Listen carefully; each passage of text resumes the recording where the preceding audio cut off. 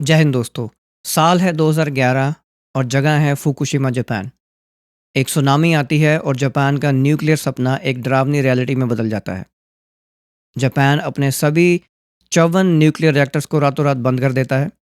दुनिया को लगा कि जापान अब कभी पीछे मुड़कर नहीं देखेगा। लेकिन जनवरी 2026 में इसी वीक जापान ने दुनिया का सबसे बड़ा न्यूक्लियर मास्टर स्ट्रोक खेला है। दुनिया के सबसे बड़े न्यूक्लियर पावर स्टेशन काशी वजाकी कारीवा को फिर से चालू किया जा रहा है। यहाँ कॉन्टेक्स्ट समझते हैं। जापान एक द्वीपों का समूह है। इसके शहर समुद्र और ऊंचे पहाड़ों के बीच में फंसे हुए हैं।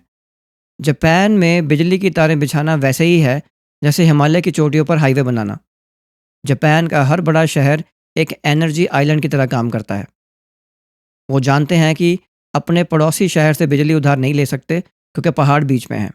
इसलिए उनकी रणनीति का मुख्य हिस्सा है रिडंडेंसी, यानी ज़रूरत से ज़्यादा विकल्प रखना। जापान ने सीखा है कि एनर्जी सिक्योरिटी का मतलब सिर्फ बिजली होना नहीं है, बल्कि रिलायबल बिजली होना है। काशीवज़ाकी कारेवा प्लांट की क्षमता तकरीबन 8.2 गीगावाट है। ये इतना शक्तिशाली है कि अकेले कई देशों को बिजली दे सकता है। जापान अपनी इकोनॉमी को कोयले और गैस के भरोसे नहीं छोड़ सकता, क्योंकि ये चीज़ें उसे इंपोर्ट करनी पड़ती हैं।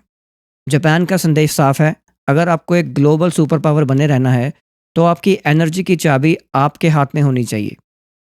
अब इसे कनेक्ट करते हैं भारत से। हम गर्व करते हैं कि हम दुनिया की सबसे तेज़ बढ़ती अर्थव्यवस्था हैं। हमने अभी जापान को ओवरटेक किया है। लेकिन कड़वी सच्चाई ये है कि हमारी एनर्जी सिक्योरिटी आज भी कांच के घरों में रहती है।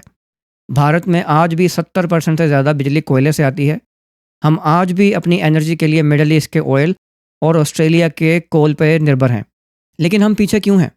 इसका पहला कारण है पॉलिसी पैरालिसिस। हमारे न्यूक्लियर लाइबिलिटी रूल्स इतने सख्त हैं कि फॉरेन कंपनीज भारत में आने से डरती हैं। दूसरा रीज़न है स्लो एग्जीक्यूशन।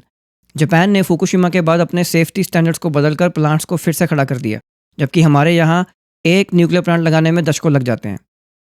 जापान हमें सिखा रहा है कि डिज़ास्टर के बाद डर कर भागना समाधान नहीं है, बल्कि तकनीक को बेहतर बनाना समाधान है।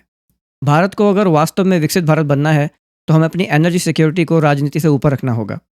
हमें डर छोड़ना होगा और न्यूक्लियर ऊर्जा को अपनाना होगा, क्योंकि अंधेरे में कोई भी देश महाशक्ति नहीं बन सकता। आप क्या सोचते हैं, क्या भारत को अपनी सुरक्षा के लिए न्यूक्लियर एनर्जी का जुआ खेलना चाहिए? कमेंट्स में अपनी राय ज़रूर बताइए। मैं हूं आपका होस्ट रमन और आप देख रहे थे द चक्रव्यूह। चैनल को सब्सक्राइब करना मत भूलिए। जय हिंद।